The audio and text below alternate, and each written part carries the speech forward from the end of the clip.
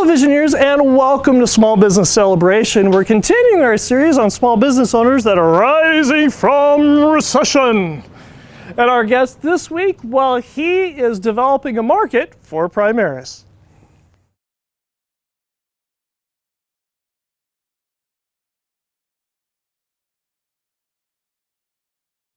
This is Small Business Celebration. Join us as we learn from successful business owners and successful business leaders about who they are, from where their business has grown, what they have learned, and where their successful business is going. I'm your host, Michael I. Roberts, and we're going to learn something that you can use today to grow a strong and profitable business.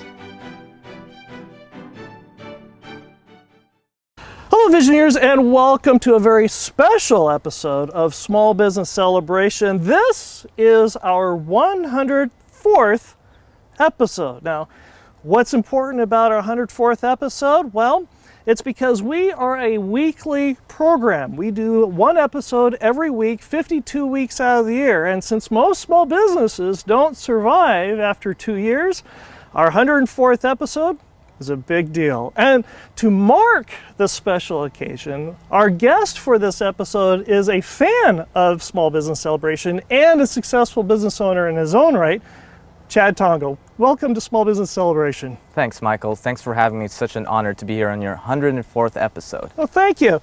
And for Visioneers who don't know who are you and what is it that you do? Sure. So I am the founder and CEO of Primaris Market Development. We are a software development firm that focuses on the customer journey. And so we develop software and mobile apps to help organizations touch different points of the customer journey for the betterment of their business. You started off your business. Actually, you started off in the family business prior to the business that you're in now. What was it? What did the family business do? We were in private post-secondary education, okay. Focused on allied health and nursing programs. And that's what we did since 2007 till we divested in 2017. You had worked your way up through the family business to becoming the CEO and the COO, correct? Correct. And you also guided the family business through the sale of the business, correct? Correct. Which begs me to ask, what on earth possessed you to open a new business during COVID? Well, Michael, that's a great question. And it comes back down to saw an opportunity, the need for organizations to undergo through what we call an organizational digital transformation. Because almost overnight, the digital commerce has grown significantly. Just in the last 6 months alone, we've experienced 10 years worth of growth. Wow. And it is crazy the amount of need that's necessary for our small, medium-sized businesses to transition to get into this new kind of marketplace in the digital world. It sounds like what you guys are doing is allowing business owners, small, medium-sized business owners, to have at their fingertips the operational ability to do things that the much larger Fortune 100 companies have been able to or even afford to be able to do. Yes, that is correct. And one thing that we've learned in the last 6 months is COVID has leveled the playing field. So it's no longer just our Fortune 100 enterprise organizations that are doing things remotely. Now our small and medium-sized businesses are also having to do the same thing in order to survive. For the sake of argument, is you have a brick and mortar business. Let's say you have a men's clothing shop or a women's clothing shop, a retail establishment, and pick whatever retail it is. And you're trying to figure out how to bridge the digital divide. We all know social media marketing, we all know email marketing, we know those sorts of things, but how do we make that transition to this digital platform so that we can automate our systems, so that we can go through and have that infrastructure and be able to sleep at night without going stir crazy? How does your company help people do that? Excellent question. So first and foremost, it goes back to the concept of bilateral communication and leveraging that. Social media has that very component that allows you and I to communicate with our customers 24/7 virtually. Right. And get our message across even while we're sleeping. And so at the end of the day, where the social media is usually often used is mobile phones, right? Mobile centrism is now literally the marketplace. Right. People tend to look at their phones to buy absolutely anything. Desktops, because offices are closed, I mean, Right. they're no longer as relevant, right? Right. So at the end of the day, that's what we do. We develop apps. We help small, medium-sized businesses develop apps that goes directly to their site, or more importantly, to their product and services. And then secondly, we help create that gap or that bridge, if you will. And that bridge is, how can we then take the triggers or the customers that are going through the trigger portion through the entire customer journey and make them into a loyal customer.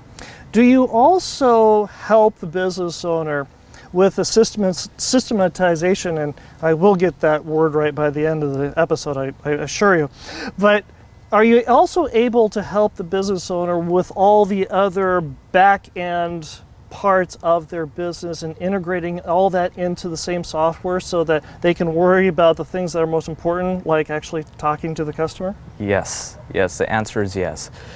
The number one thing that often pulls small and medium-sized businesses back from growth or holds them back from growth is silos. They are... What's a silo? A silo is basically an island within your organization, right? Okay. So having a specific department or having a specific part of your operation siloed, and that's the worst thing you can do. Let's say you take on digitization for the customer acquisition portion of your customer journey, but then you don't follow that up with customer relationship management software, and you don't follow that up with integrated, let's say, delivery service or operational service where you could see, where the customer is in the entire journey. Right. Things can get lost, people get frustrated, your teams will not know what to do. Right. Because at that point, follow-up is virtually impossible. If visioneers want to reach out and learn more about what it is that you guys are doing, how do they do that? Absolutely. They can find us on our website at www.primarisglobal.com, and you'll be able to see our services there, but fill out a contact form. They could also send me an email. What's your email address? It is C as in Charlie, Tongco, TONGCO, @primarisglobal.com. And if you like Small Business Celebration, remember to go ahead and like, subscribe, notify, and make sure you tell a friend, and we'll be right back. Domino Plastics is committed to opening up Kern County and beyond.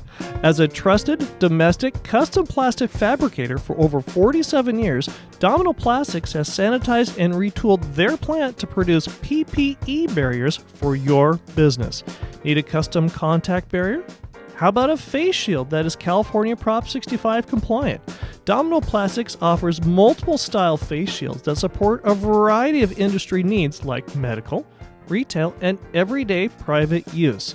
Safely open up your business by going to dominoplastics.com/COVID or reach out to them at 661-396-3744. That's Domino Plastics at dominoplastics.com/COVID or call them at 661-396-3744.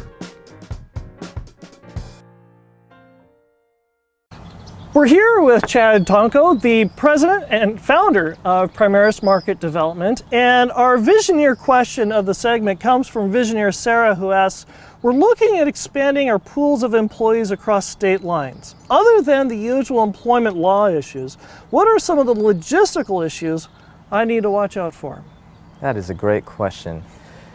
As a business owner, as a business stakeholder, you always want to look into the labor market that you're going to go into. You want to make sure you have enough skills to be able to, deep enough pool, if you will, to be able to pick and choose the talent that you need in order for your organization to move forward and grow. Right. Secondly, you want to know your different zoning is what we call it.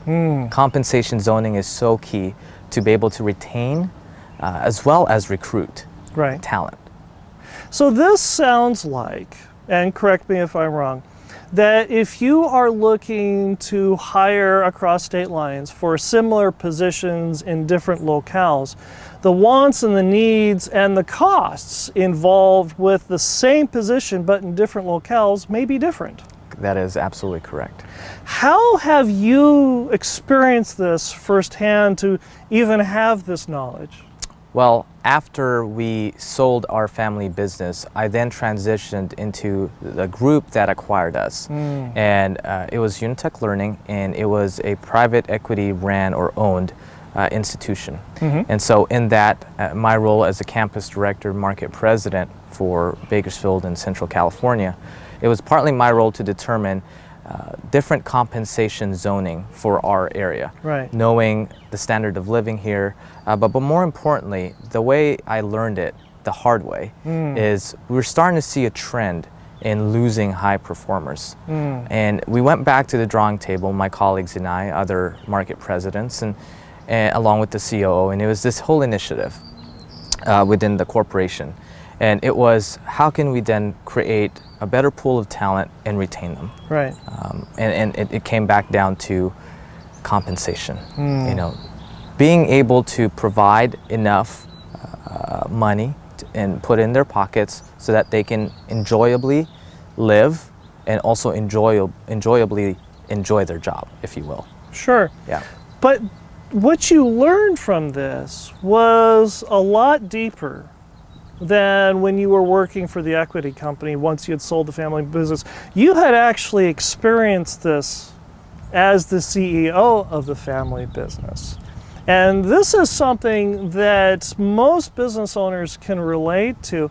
What happened to you specifically that taught you this lesson, and well, first of all, what happened? What did you learn from it? And then how did this affect the way that you approach things in the future? Yeah. So as a person, you kind of have your ethical dilemmas. Right. And as a CEO, you also have your almost professional dilemmas, really is what it is. Right. And so we had a battle, myself had a battle between the ethical dilemma, personal dilemma, and the professional dilemma. And the one thing that it came back down to was our employees are a necessity in order for us to operate, grow, and succeed in what we're trying to accomplish. Right. And the services that we provide.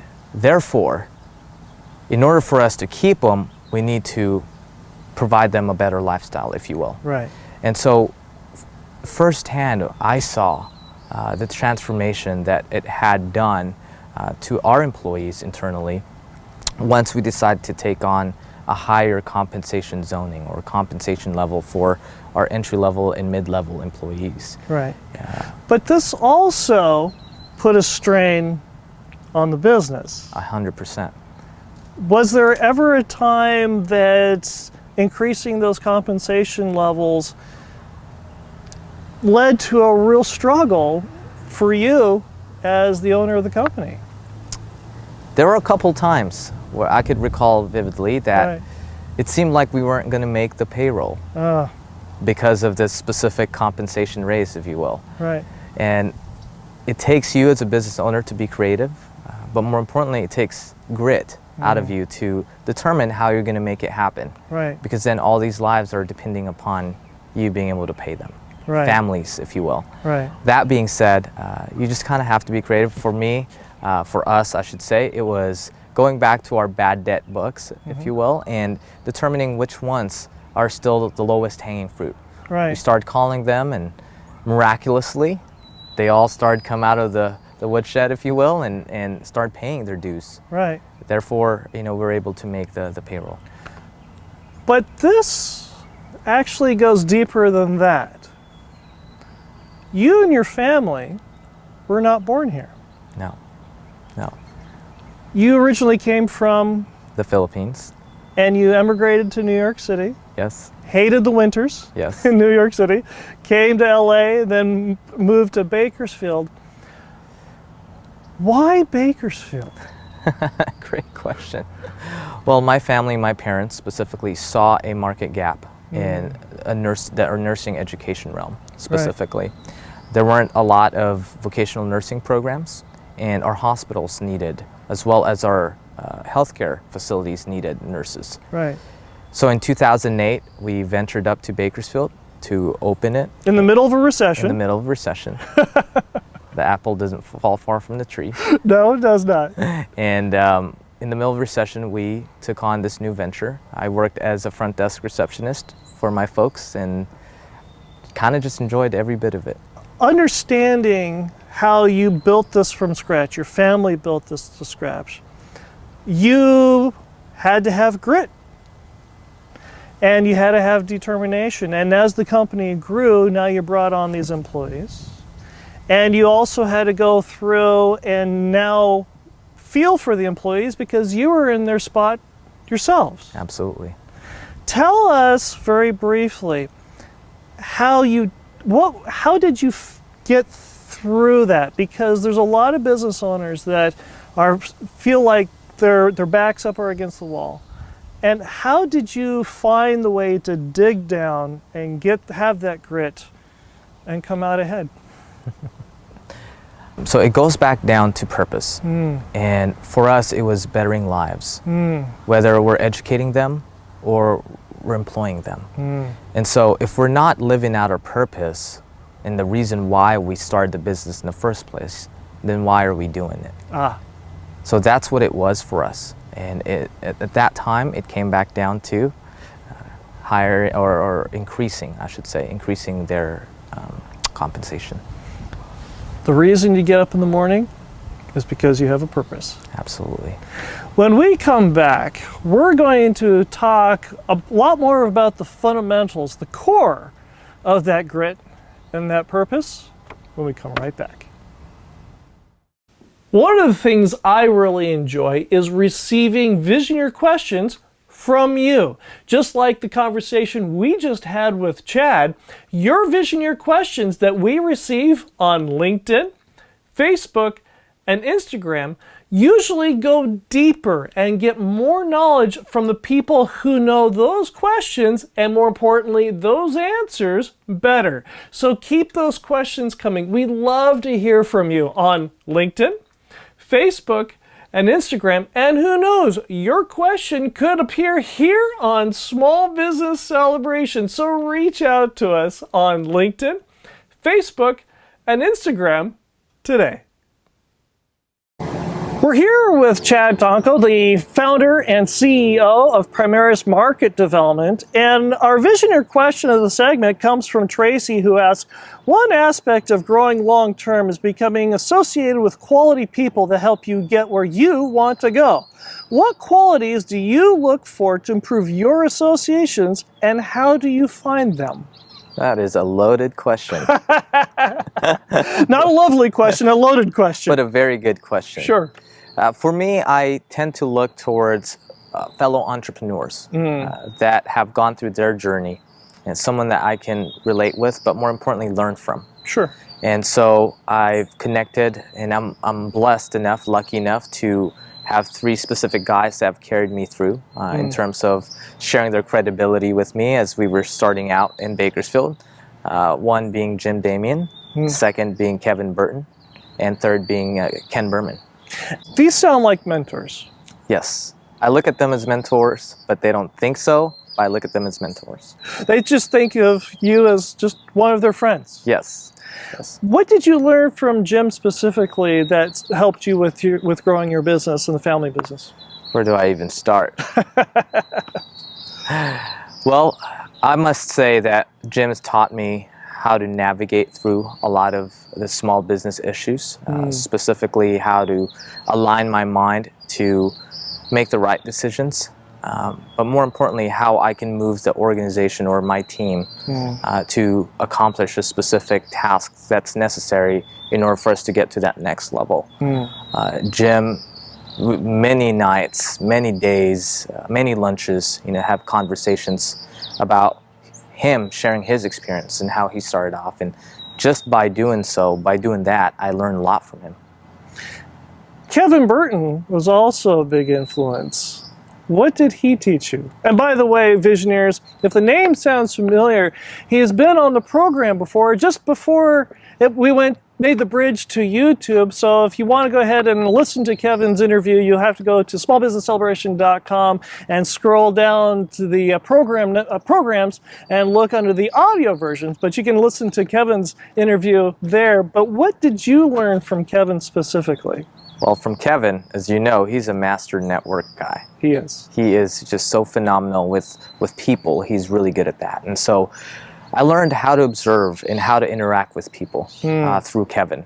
I'm an introvert, and I learned how to be an extrovert by skill, more importantly. And so through that, I thank Kevin because I observed him many times through many galas and many networking events and how he interacted with folks. And Kevin is just a dear, dear friend to me.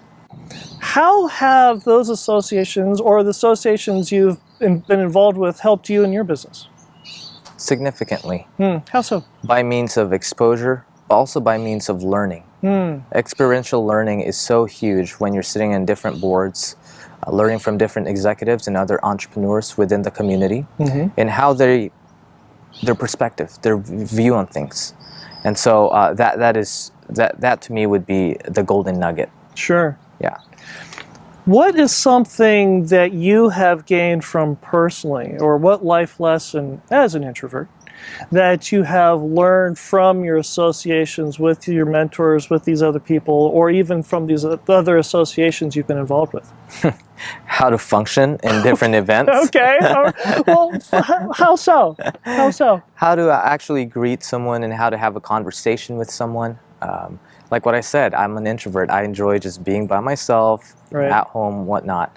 But in these events, you ought to be able to know how to trigger in terms of specific different conversations, how to move conversation from one end of the spectrum to another, and how to make sure not to talk about business during a party.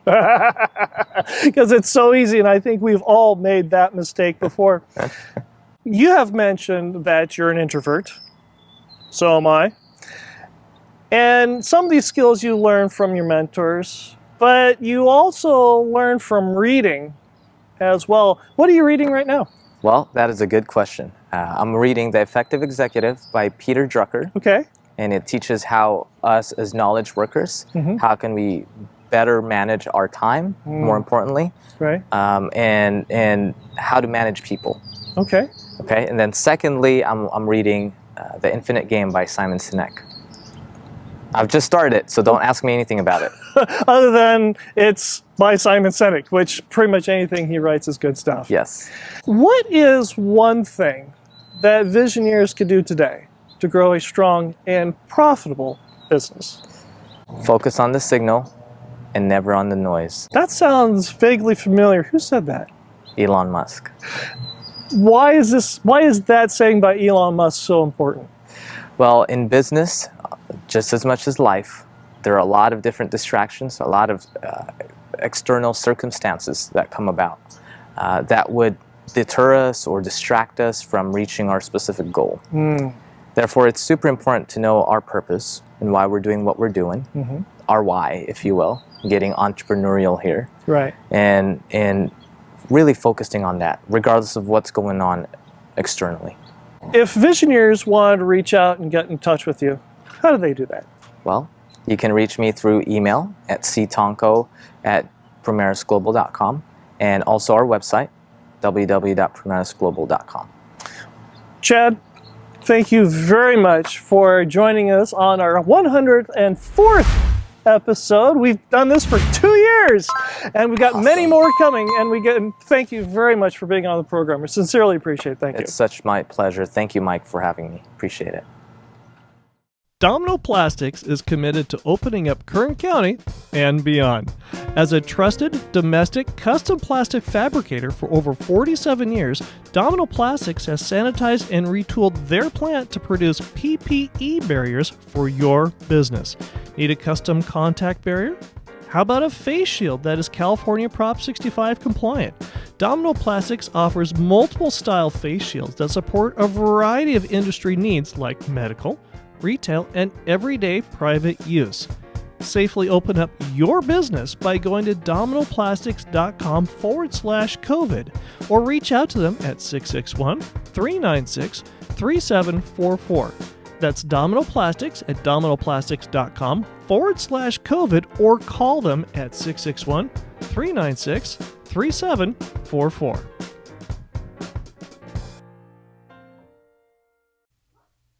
Who is a Visioneer?